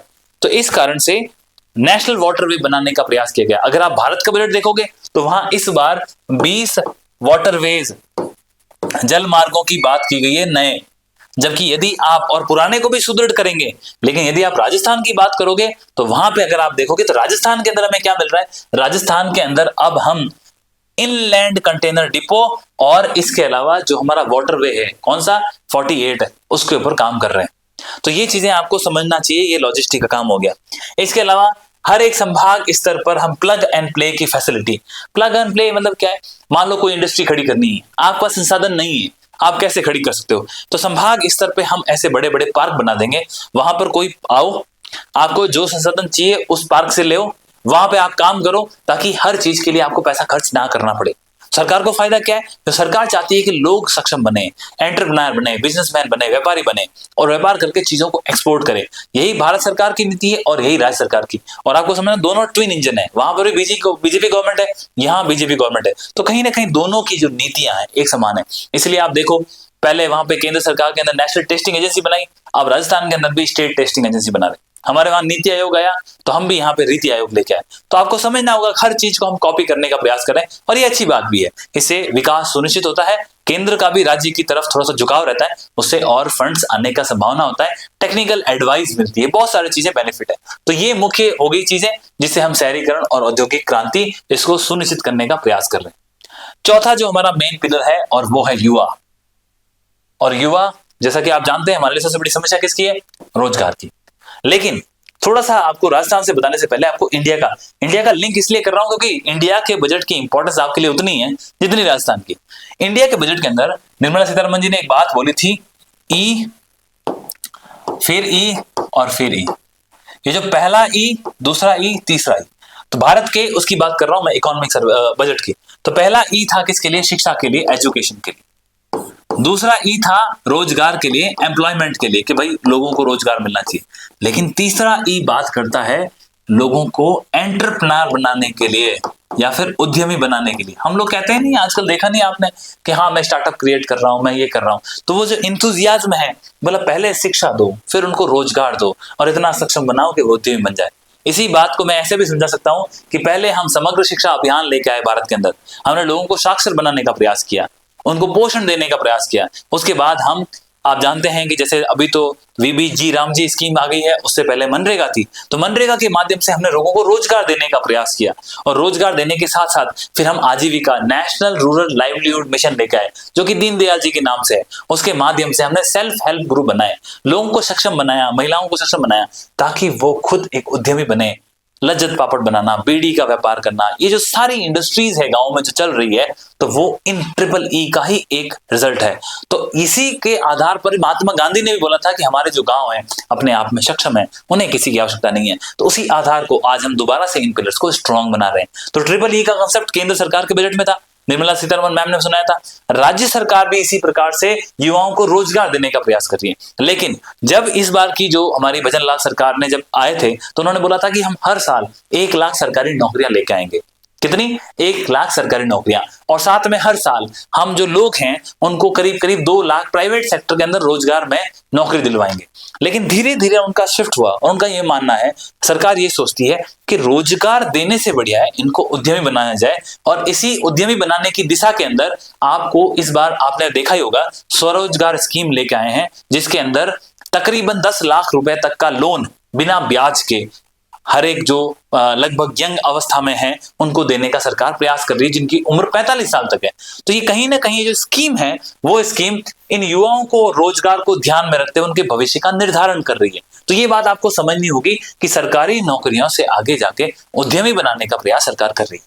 अब आगे चलते हैं। तो 4 लाख सरकारी नौकरियां इनका मानना है कि हमने दे दी, और 1.5 लाख हम बनाएंगे। ये इतना इंपॉर्टेंट नहीं है जितना सबसे इंपॉर्टेंट इन युवाओं रोजगार के लिए मुख्यमंत्री युवा स्वरोजगार योजना आई है, जिसका मैंने बता दिया। अब इसमें भी कई चीजें हैं। यदि कोई व्यक्ति 8वीं पास है, 10वीं पास है, 12वीं पास है, उसको 7.5 लाख रुपए तक मिलेगा। और यदि कोई व्यक्ति जो कि जिसने ITI का डिप्लोमा कर रखा है या ग्रेजुएट है, तो जितने आप ज्यादातर ग्रेजुएट स्टूडेंट्स हैं, उन लोगों के पास ऑप्शंस क्या है कि वो भी इसके अंदर 10 लाख तक का लोन फ्री ये जो आपका स्कीम के अंदर आप पैसा ले सकते हो। इससे क्या करना पड़ेगा? आपको कोई ना कोई रोजगार, मतलब आपको एक बिजनेस क्रिएट करना पड़ेगा। ऐसा बिजनेस भी 2 प्रकार का है, एक है सर्विस सेवा देने वाला, और एक जिसके अंदर कुछ ना कुछ मैन्युफैक्चरिंग बनाने वाला। यदि आप मैन्युफैक्चरिंग इंडस्ट्री लगाते हो और यदि आप 8वीं 10वीं 12वीं पास हो, तो आपको 7.5 लाख रुपए तक का लोन मिल सकता है। लेकिन यदि आप ग्रेजुएट हो, ITI का डिप्लोमा कर रखा है और आप कोई मैन्युफैक्चरिंग यूनिट लगाते हो, 10 लाख लोन मिल सकता है। तो इसको निटी-ग्रिटी इसको हमें ढंग से देखना है, इसके बारे में अलग से बात कर लेंगे, क्योंकि ये स्कीम्स इस बार के आपके एग्जाम में आएगी, इसमें कोई दो राय नहीं होनी चाहिए। आप उसको कितनी गंभीरता से देखते हो वो आपका। तो ये चौथे पिलर को मजबूत करने का प्रयास है। इसके अलावा हम मैंने आपको बताया उद्यमी बनाओगे कैसे, तो उद्यमी बनाने के लिए आपको स्टार्टअप का इकोसिस्टम मजबूत करना पड़ेगा। स्टार्टअप वेरी फेमस, और आपको पता होना चाहिए भारत की जो स्टार्टअप इंडिया जो पॉलिसी थी उसको भी 10 साल हो गए हैं। तो आपको ध्यान रखना है, एग्जाम में उससे भी सवाल पूछे जा सकते हैं। अब ये जो स्टार्टअप स्कीम है, इसके अंदर कुछ बहुत अच्छी अच्छी चीजें लेके आए। नंबर एक लेके आए हम वाइब्रेंट प्रोग्राम। इसके अंदर कुछ नहीं है, हम प्रयास कर रहे हैं कि जो स्टार्टअप काम कर रहा है वो कम से कम अच्छा काम करे, हाई एंड प्रोडक्ट बनाए, मिडिल ऑर्डर का प्रोडक्ट बनाए। ऐसा नहीं कि निम्न स्तर का काम कर रहे हो आप, समझ गए आप? तो वो मिडिल ऑर्डर का, हाई ऑर्डर का काम करे। इसके लिए हम वाइब्रेंट प्रोग्राम लाए ताकि स्टार्टअप जो भी काम करे वो अच्छा काम करे। दूसरा, यदि आप बात करें आई स्टार्ट का मतलब कुछ नहीं है। इन्होंने बोला है कि हम आई स्टार्ट, ऑलरेडी ये प्लान चल रहा था, ये पॉलिसी राजस्थान के अंदर ऑलरेडी चल रही है, आई स्टार्ट प्रोग्राम राजस्थान में रनिंग है। लेकिन इस आई स्टार्ट के अंदर हमने एक एम्बेसडर प्रोग्राम चलाया है।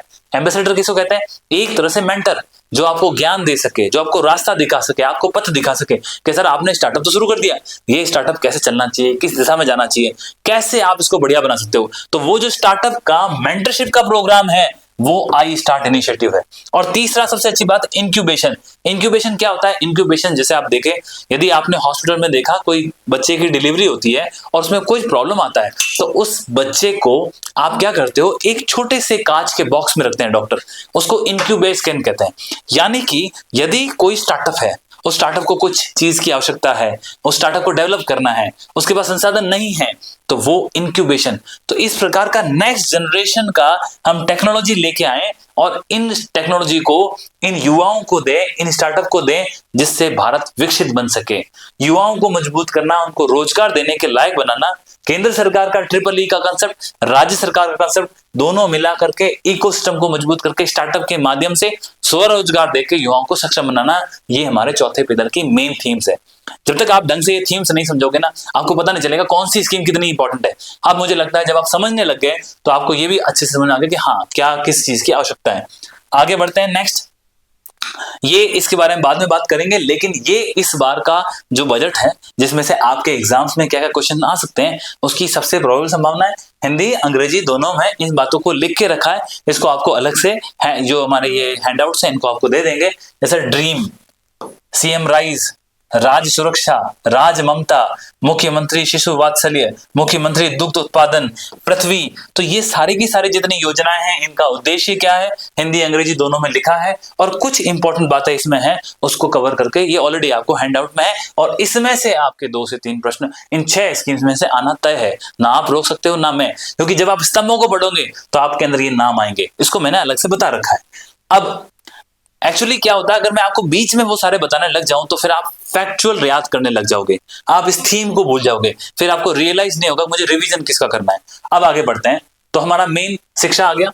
अब इस शिक्षा को, एजुकेशन को कैसे फोकस कर सकते हैं, इसकी कैसे हेल्प ले सकते हैं, तो आपको ये देखना होगा हमने क्या किया है। सबसे पहले तो एक ड्रीम प्रोग्राम चलाया है, ऑलरेडी आपने नोटिस नहीं किया होगा, ये लिखा हुआ है ड्रीम, दिख रहा है क्या कर रहा है ये ड्रीम, युवाओं को कौशल विकास, उनके करियर के मार्गदर्शन और डिजिटल मेंटरिंग करने, इन सब के लिए हम ड्रीम लेके आए। इसका फुल फॉर्म क्या है, digital readiness and empowerment through assisted mentoring. तो आपको डिजिटल रूप से तैयार करना है, इसके अलावा आपको एम्पावर करना है और आपको मेंटरशिप देनी है। इससे क्या होगा कि आपका ड्रीम पूरा हो जाएगा। अब ये जो ड्रीम लेके आए ना राजस्थान सरकार, इस ड्रीम प्रोग्राम की जो फुल फॉर्म है वो अंग्रेजी में ही है, तो आपको इसको ढंग से याद करना है। आप हिंदी में लिख लो लेकिन है अंग्रेजी में, तो ड्रीम से सीधा याद रखो। डी किसके लिए सर, डिजिटली रेडी करना है, DR डिजिटली रेडी करना है। उसके बाद सर आगे क्या आया सर, उसके बाद ई लिखा हुआ, ई सर एम्पावरमेंट सशक्तिकरण, उसके बाद ए और एम लिखा हुआ, AM मतलब कि असिस्टेड मेंटरिंग, मेंटर करेगा आपको, वो असिस्ट करेगा आपको, ध्यान रखेगा। ये ड्रीम प्रोग्राम है, किसके लिए सर, युवाओं के लिए, शिक्षा के क्षेत्र में अच्छा काम कर सके, शिक्षा में जब उनकी हेल्प करेंगे तो ही वो आगे बढ़ेंगे। तो आप समझ गए कहां गया ड्रीम, ये रहा। तो ये डिजिटल रूप से शिक्षा में हम सक्षम करने के लिए हमारा एम है कि जो बच्चे कॉलेज में पढ़ रहे हैं, जो बच्चे 12th क्लास में हैं, इनको हम ड्रीम प्रोग्राम के तहत इनको हम डिजिटली साक्षर करें, एम्पावर करें और इनको मेंटरशिप दें, ताकि ये रोजगार देने में समर्थ हो, लेने में नहीं, रोजगार देने में उद्यमी बन पाए।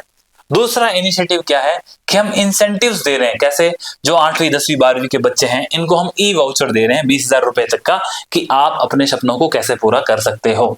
इसके अलावा यहाँ पे आपको साइकिल दिख रही है, ये साइकिल क्या है, ये साइकिल, इस बार के साइकिल का भी एक वाउचर दिया जाएगा, साइकिल के ई वाउचर दिए जाएंगे। जो बच्चा 9th क्लास में है उनको ट्रांसपोर्ट की फैसिलिटी, जिन बच्चों को चाहिए जिसको ई वाउचर मिलेगा वो आप साइकिल ले सकते हो, फिर आपका आवागमन आसान हो जाएगा। फैसिलिटी लड़कियों के लिए है, लेकिन ऐसा क्यों, क्योंकि 10th क्लास में 11th क्लास में हम टैबलेट्स दे रहे हैं, तो 9th क्लास में हम क्या कर रहे हैं, बच्चों को जब इनको साइकिल वगैरह देंगे तो उनका आवागमन आसान होगा। बहुत सारी बच्चियां अभी भी शिक्षा से पिछड़ी हुई है, संसाधन नहीं है, रास्ते में पैदल चल नहीं सकती, कोई कमेंट पास करता है, तो ये चीजें कहीं ना कहीं उनको एम्पावर करने का एक तरीका है। इसके बाद आगे चलते हैं, इंफ्रास्ट्रक्चर की बात कर रही हमने, अवसंरचना की।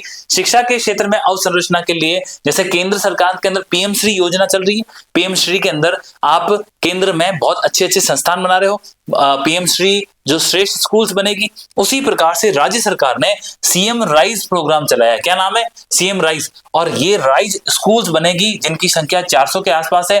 ये PM श्री के कंसेप्ट के आधार पर ही लेके आए। मैंने आपको क्या बताया, राजस्थान सरकार, केंद्र सरकार क्या कर रही है, उसको एक मिरर के रूप में देख के उसको दोबारा लाने का प्रयास करें, क्योंकि केंद्र सरकार के पास बहुत सारी रिसर्च की संस्थाएं हैं जो सोच समझ के काम करती है। तो ये जो आपके CM राइज प्रोग्राम आया है, ये उससे एक अनुभव लेकर के आ गया है। नेक्स्ट क्या है, इनोवेशन का प्रयास है। इनोवेशन के लिए कुछ नहीं है, आपको artificial intelligence, machine learning, internet of things, AI, virtual reality, augmented reality, इन सब चीजों पे काम करने की जरूरत है, 5G 6G। तो इनको सबसे, इन सब में इनोवेशन करें। इसके लिए ड्रीम प्रोग्राम, बच्चों को इंसेंटिव देना और उनको स्कूल से कनेक्ट करना, उनके ब्रेन का डेवलप कराना, ये हॉलिस्टिक डेवलपमेंट से हम एजुकेशन को मॉडर्नाइज कर सकते हैं और हम वास्तव में जो एम हासिल करना चाहते हैं वो कर सकते हैं। इसी को तो कहते हैं कि मानव संसाधन का विकास करना, जो आपने एक पिलर 10 पिलर में से देखा होगा। आगे बढ़े, नेक्स्ट हमारा आ गया स्तंभ नंबर 5, पिलर 5। और ये है सामाजिक सुरक्षा के बारे में, सोशल सिक्योरिटी और नारी शक्ति को मजबूत करने के लिए। मैंने आपको ज्ञान पोर्टल बताया था, जी फॉर गरीब, वाई फॉर युवा, ए फॉर अन्नदाता और लास्ट के अंदर आपके एन फॉर नारी शक्ति। तो अब आप कैसे सामाजिक सुरक्षा सुनिश्चित कर रहे हो, नारी शक्ति को कैसे एम्पावर कर रहे हो? तो नारी शक्ति को एम्पावर करने के लिए एक तो सबसे इंपॉर्टेंट स्कीम ये है, मुख्यमंत्री नारी शक्ति उद्यम प्रोत्साहन। हमने कहा हमें तो ट्रिपल ई के कंसेप्ट पे काम करना है, इनको एजुकेट करो, इनको रोजगार दो और इनको उद्यमी बनाओ। तो मुख्यमंत्री नारी शक्ति उद्यम प्रोत्साहन योजना के तहत पहले 50 लाख तक का लोन दिया जाता था। किसको? महिलाओं। 50 लाख के लोन के आधार पर आप कोई भी अपना बिजनेस चलाओ, सरकार उसमें आपको सपोर्ट करती थी, आपको उसमें छूट मिलती थी ब्याज में, और काफी अच्छी योजना थी, उसके रिजल्ट भी अच्छा है। तो सरकार ने उस 50 लाख की लिमिट को बढ़ा करके 1 करोड़ तक का लोन ले सकते हो यदि आप में उद्यमी बनने का मादा है तो। उसके बाद लखपति दीदी योजना चल रही थी, जिसके अंदर सरकार का एम था कि हर महिला के पास साल में कम से कम 1 लाख रुपए तक का व्यापार करने का सामर्थ्य हो, इतना पैसा उसे हम दे सकें। अब उस 1 लाख की सीमा को बढ़ा करके 1.5 लाख कर दिया है। ये भी सरकार लोन देती थी, और इन सब लोन के माध्यम से आप वुमेन का एम्पावरमेंट कर रहे हो, आप उनको सेल्फ हेल्प ग्रुप की तरफ प्रमोट कर रहे हो, आप उनको बिजनेस करने के लिए प्रोत्साहित कर रहे हो, उनको उद्यमी बना रहे हो। ये सब ही तो सामाजिक सुरक्षा और नारी शक्ति के आयाम है। ना सिर्फ ये, इसके अलावा अब हमने ये बोला है कि हम 11,000 अमृत पोषण वाटिका बनाएंगे। क्या होती है अमृत पोषण वाटिका? आप जानते हैं कि कई बार ऐसा देखने को मिलता है कि बच्चों में, महिलाओं में पोषक तत्वों की कमी होती है। ऐसे बहुत सारे पौधे हैं, फ्रूट्स हैं जो कि पोषक तत्वों से भरपूर है, चाहे वो अनार हो, एप्पल हो, कीवी हो। तो ये जो ऐसे पौधे जो अपनी एक विशिष्ट जगह पर, ज्योग्राफी में वहां पर ये उग सकते हैं, वहां पे हम अमृत पोषण वाटिका बनाएंगे, जिसके अंदर इस प्रकार के पौधे मिलेंगे, और ये पौधे कहीं ना कहीं हमारे सामाजिक सुरक्षा, महिलाओं के विकास में भागीदार बनेंगे। इसके साथ आकांक्षी जिले हैं जो एस्पायरेशनल डिस्ट्रिक्ट, वहां पर हम किशोरी बालिका योजनाएं लेके हैं, पहले से चल रही थी, उसको हमने और आगे बढ़ाया ताकि मजबूत हो सके। तो ये मुख्य चीजें हैं जो सामाजिक सुरक्षा और नारी शक्ति का काम करेगी। आपको बहुत ही कंट्रोल वे में, बहुत शानदार जिस्ट के साथ, बहुत मेहनत के साथ आपको नोट्स बना के देने का प्रयास किया है, ताकि आप इन चीजों को बिल्कुल अपने जहन से जोड़ सकें। ऐसा नहीं लगना चाहिए, हालांकि मैं पर्सनली ये मानता हूं कि जिस प्रकार से बजट हमारी विधानसभा में पेश होता है, थोड़ा सा बोरिंग होता है, इतना उसको समझ पाना, इंटरप्रेट कर पाना मुश्किल है। इसीलिए तो हम एज ए सब्जेक्ट एक्सपर्ट आपके पास, आपकी हेल्प करने के लिए उपस्थित हैं, क्योंकि वहां पर क्या होता है कि वहां पे 2.5 घंटे 3 घंटे में पूरा बजट पढ़ना होता है, हर एक स्कीम के बारे में बताना होता है, कि हर एक की वोटिंग होती है, तो उनका प्रक्रिया, उनकी डिमांड है, उसके आधार पर चलती है। परंतु हमें कंटेक्स्ट परीक्षा के हिसाब समझना है। अब हमारा छठा पिलर आ गया, जिसके अंदर पर्यटन है और विरासत का संरक्षण है, जिसके ऊपर सरकार ने बहुत ध्यान दिया है। यदि इस पिलर की बात करें, टूरिज्म की और हमारे जो हेरिटेज की, इसके कंजर्वेशन की, इसके प्रोटेक्शन की, और जो इसकी मिनिस्टर है वो खुद हमारी फाइनेंस मिनिस्टर खुद हैं। तो अब इसके अंदर क्या किया, सबसे पहले तो हमने जैसलमेर के अंदर खुड़ी स्थान है, आपने सम का नाम तो सुना ही होगा, सम का नाम बदल दिया गया है, और ये जो जैसलमेर के अंदर है, इसको हम स्पेशल टूरिज्म जोन बनाएंगे। रीजन क्या है? रिसेंटली अगर इस बार का सर्दियों के अंदर बहुत सारे टूरिस्ट होते हैं जैसलमेर के अंदर, आपको पता ही है, हम बहुत सारे फेस्टिवल सेलिब्रेट करते हैं। तो यहाँ पे जैसलमेर के अंदर इस बार जब टूरिस्ट आए तो होटल्स नहीं थी, टूरिस्ट को बाहर सोना पड़ा, रेलवे स्टेशन पे सो रहे हैं, बस स्टैंड पे सो रहे हैं। आपके यहाँ पे मेहमान आया और वो रोडों पे सो रहा है, तो ये आपके लिए कितनी सोच की बात है। जबकि हम खुद क्या कहते हैं कि हमें हमारी जो राजस्थान की जीडीपी है उसको 4.3 ट्रिलियन डॉलर तक लेके जाना है, और आप पर्यटन का क्षेत्र बढ़ाना चाहते हो, आप और पर्यटकों को बुला रहे हो, तो इन फैसिलिटीज को डेवलप करो। इसीलिए इस बार हमने स्पेशल टूरिज्म जोन जैसलमेर के अंदर बनाने का वादा किया है। बहुत सारे सर्किट ऑलरेडी बनाए थे, इस बार एक नए सर्किट की बात हुई है जिसको थार कल्चरल सर्किट कह रहे हैं। खास बात क्या है, इसके अंदर जोधपुर को भी शामिल किया गया है, बाकी बाड़मेर जैसलमेर तो थे ही, तो इसके अंदर ये हमने शामिल किया है। नेक्स्ट, हेरिटेज के कंजर्वेशन के लिए शेखावटी की जो हवेलियां हैं उनके संरक्षण के लिए पैसा दिया गया है। साथ के अंदर झुंझुनू के अंदर राजस्थान का पहला वॉर म्यूजियम बनेगा। वॉर म्यूजियम जो हमारे रक्षा सैनिक हैं जिन्होंने अपना बलिदान देश के लिए न्यौछावर किया है, उनकी याद के अंदर हमने ये वॉर म्यूजियम बना रहे हैं। इस वॉर म्यूजियम के अलावा जो एक्स सर्विसमैन के लिए, उनके लिए एक इंटीग्रेटेड रेस्ट हाउस बनाने का भी इस बार के बजट में प्रावधान है। तो पहला ऑलरेडी हमारा डीडवाना के अंदर बनाया था हमने, और अब जो दूसरा है वो जोधपुर के अंदर बनेगा। तो इंटीग्रेटेड सोल्जर्स के लिए एक रेस्ट रूम के प्रकार से, जो एक्स सर्विसमैन से रिटायर्ड हैं उन सब के लिए, तो वो पहला D1 में था, दूसरा जोधपुर में। और इसके अलावा जो मेजर शैतान सिंह जी के नाम से, जो कि ऑलरेडी परमवीर चक्र विजेता है, 1962 की लड़ाई में जो रजांगला की लड़ाई हुई थी, तो वहां पे उन्होंने जो बहादुरी का प्रदर्शन किया, और उनके साथ 120 बहादुर थे जो अहीर थे, और उनके ऊपर एक मूवी भी आई थी 120 बहादुर। तो आप उनका योगदान तो जानते ही हैं, और परमवीर चक्र उनको मिल रखा है, और उनके जो एफर्ट्स थे उनको चीन के और पाकिस्तान के जनरल्स ने भी सहारा है, भारत वालों ने तो बिल्कुल सहारा है। तो उनका जो बलिदान है, उनका जो योगदान है, उसको ध्यान में रखते हुए इस बार के बजट के अंदर एक कौशल जो संवर्धन है, युवाओं को हम कौशल देते हैं, उसके लिए हमने कौशल संवर्धन का केंद्र उनके नाम से खोला जा रहा है, वो भी जोधपुर में खुलेगा। तो ये इस बजट के अंदर कुछ चीजें थी जो टूरिज्म को और हेरिटेज को कंजर्वेशन करने का काम कर रही है। ये सब डेवलपमेंट जो डिफेंस के लिए कर रहे हैं ना, ये भी कहीं ना कहीं वॉर म्यूजियम वगैरह टूरिज्म के हिसाब से भी बहुत फेमस रहते हैं। तो ये हमारा मेन पिलर नंबर 6 हो गया। अब आगे बढ़ते हैं पिलर नंबर 7, जिसके अंदर सुशासन की बात करी हमने। सुशासन मैंने आपको ऑलरेडी बताया। तो सुशासन के लिए क्या कर रहे हो आप? सबसे बड़ी बात तो व्हाट्सएप के अंदर हम ये फैसिलिटी लेके आएंगे, ताकि जो व्हाट्सएप के माध्यम से आप जो सिटीजन सर्विस है, आपको कोई हेल्प है, आपको मूल निवास प्रमाण पत्र बनाना है, तो व्हाट्सएप के माध्यम से भी कर सकते हैं। तो ये फैसिलिटी भी सरकार इस बार लेके आ रही है। उन्होंने कहा कि व्हाट्सएप के माध्यम से 100 से ऊपर सेवाएं हम देंगे। ना सिर्फ ये, सरकार का ये भी कहना है कि डिजिटल डाटा जब आदान प्रदान होता है तो उसकी प्रामाणिकता को लेके भ्रम होता है। तो अब हम एक सीएम प्रमाण, क्या है ये? सीएम प्रमाण।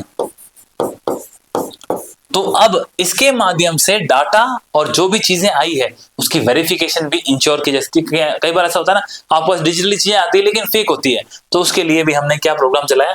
सीएम प्रमाण। ना सिर्फ ये, डिजिटलाइजेशन के युग के अंदर सुशासन को इंश्योर करने के लिए जो लोग लूटे जा रहे हैं साइबर फ्रॉड के माध्यम से, उन सबको रोकने के लिए केंद्र सरकार की तर्ज पर हमने R4C सेंटर लिखा है, ये रहा R4C।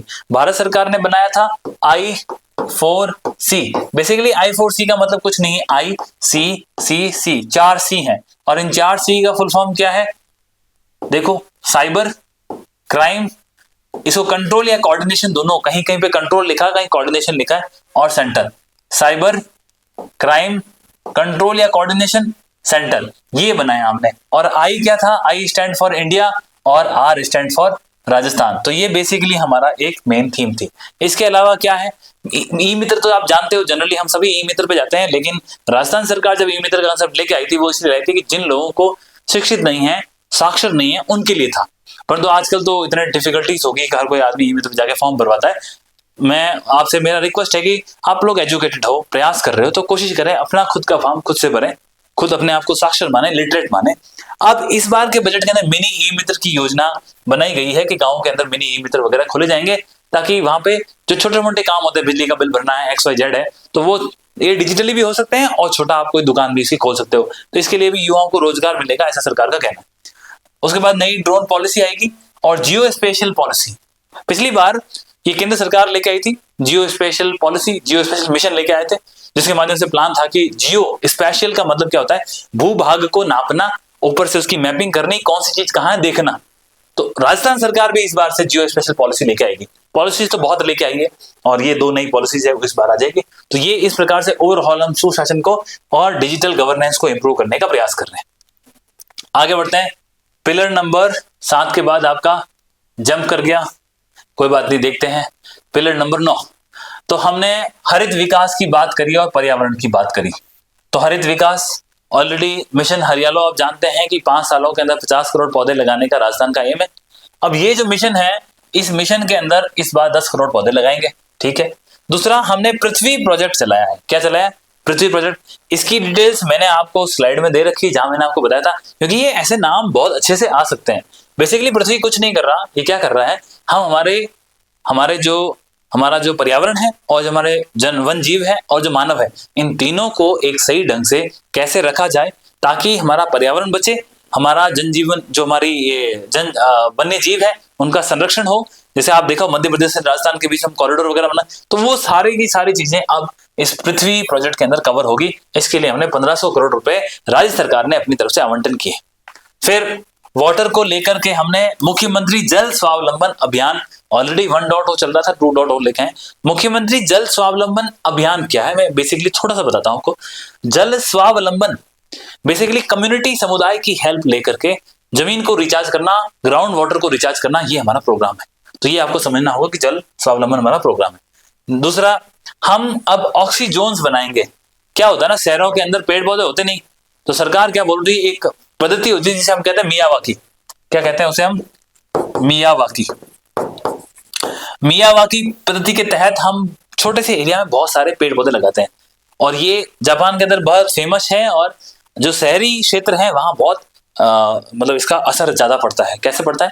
क्योंकि इसमें क्या होता है, बहुत छोटी जगह में आप पेड़ पौधे लगाते हो, इनके बीच में कंपटीशन होता है, ग्रोथ अच्छी होती है।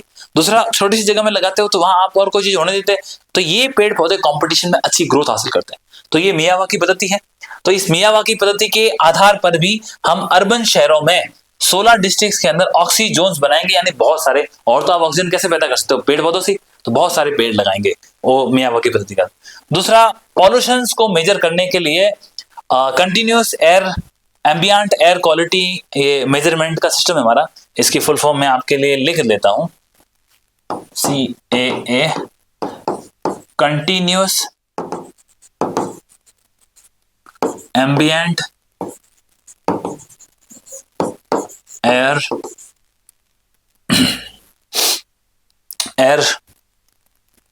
क्वालिटी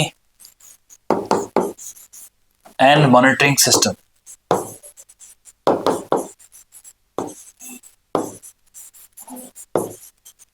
ये आप ध्यान रखना है, CAA, उसके बाद आपका QMS। तो एयर क्वालिटी जो होता है, एयर क्वालिटी इंडेक्स तो जारी होता ही है। दिल्ली के अंदर बहुत बड़ी समस्याएं थी, इस एयर क्वालिटी के लिए एक और इंडेक्स भी आता है जिसको हम AQI कहते हैं, वो खुद इंडेक्स हो गया।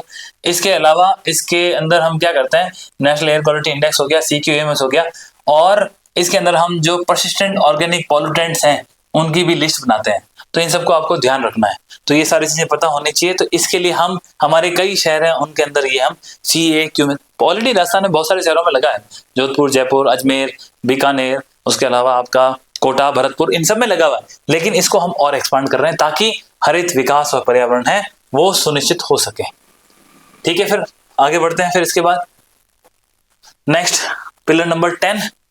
पिलर नंबर 10 क्या बोलता है कि हमें हमारी अर्थव्यवस्था को 4.3 ट्रिलियन बनाना है, और इसके लिए कुछ हमें टैक्स रिफॉर्म्स लेके आने की आवश्यकता है। तो कुछ मेन टैक्स बता देता हूं तो क्या है। सबसे पहली बात, तो यदि कोई लोन लेता है तो लोन जब लेते हैं तो रजिस्ट्रेशन का प्रोसेस होता है। तो जो प्रोसेस होता है उस प्रोसेस में क्या था कि 1% के आसपास पहले फीस लगती थी, उस फीस को घटा के अब कितना कर दिया, 0.5%, ताकि ज्यादातर लोग और लोन ले सके आसानी से। दूसरा, जो MSME थी इनके ऊपर स्टाम्प ड्यूटी लगती थी। स्टाम्प ड्यूटी, कभी भी आप स्टाम्प के ऊपर कोई भी कार्य करवाएं तो उस स्टाम्प ड्यूटी को उन्होंने अदा कर दिया, उसके अंदर छूट दे दी है। दूसरा, मंडी के लिए, मंडी में टैक्स आता है उसके लिए एमनेस्टी, मतलब कि थोड़ा सा रियायत। इस प्रकार के बहुत सारे आयाम हमने प्रयास किए हैं। तो बेसिकली एक ओवरऑल जिस्ट अभी मैंने आपको बताने का प्रयास किया, जिसके माध्यम से जो ओवरऑल थीम है, 10 पिलर हैं, राजस्थान को विकसित बनाना है, एक लक्ष्य है, 4.3 ट्रिलियन डॉलर की इकोनॉमी बनानी है, वो सारी चीजें इन 10 पिलर के माध्यम से बजट के अंदर जो हमारी फाइनेंस मिनिस्टर ने उसने सुनाई, उनके सुनाने के साथ जो केंद्र सरकार का बजट था उससे हमने जोड़ा, और हमारा पिछला जो बजट था जिसके अंदर ज्ञान की अवधारणा दी, इन सबको इंटीग्रेट करके आगे करने का प्रयास किया।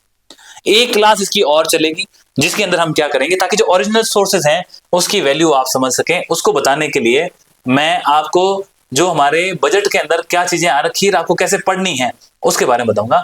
तो उसके लिए आपको थोड़ा सा यहां पे ध्यान देना होगा। एक तो ये चीज देख लो पहले आप थोड़ा सा, कि हमारे साथ प्रॉब्लम क्या होती है कि हम हर चीज को गलत तरीके से लेते हैं। तो मेरा आपसे निवेदन है कि बजट कोई आंकड़ा नहीं है, ये आपके भविष्य का रोड मैप है, ये राजस्थान के भविष्य का रोड मैप है, और इसी प्रकार से विकसित राजस्थान का निर्माण है वो हम युवाओं को ही करना है। अगर आपको भी सक्षम होना है तो आपको सही कंटेंट, सही दिशा, सही मेंटरशिप की आवश्यकता होती है। यहाँ वहां अननेसेसरी बीच में से पढ़ के कभी कुछ हासिल नहीं हो सका है। एक सिक्वेंशियल तरीके से, बेटर तरीके से, वेल मैनेज स्टूडेंट की तरफ सही ज्ञान को हासिल करें। इसके बाद नेक्स्ट क्लास के अंदर हम इस पे Q&A पे चर्चा करेंगे, क्वेश्चन एंड आंसर्स पे। और अभी भी जो हमने बात करी इसमें किसी का कोई प्रश्न हो आप उसमें कमेंट में डालें, या फिर आप मैसेज भी कर सकते हैं, ताकि उसके ऊपर हम डिस्कशन भी कर लेंगे। और नेक्स्ट जो क्लास है, जो बजट के अंदर हमारा मेन खाका दे रखा है, उसके ऊपर बात करेंगे। बाकी ओवरऑल बजट की जिस्ट हमने बात कर ली है। इसके साथ जो एक 10 पेज की सरकारी PDF आई थी प्रेस नोट आया था, उसके अंदर जो मैंने स्कीम्स के नाम मेंशन कर रखे वो मेंशन है, ये 10 pillar as it is mention है, उसके अंदर कुछ और चीजें हैं, वो देख करके आपका राजस्थान का बजट कंप्लीट हो जाएगा। इसी के साथ मैं मैंडेरिन एकेडमी की तरफ से आप सभी का थैंक यू कहता हूँ। जय हिंद।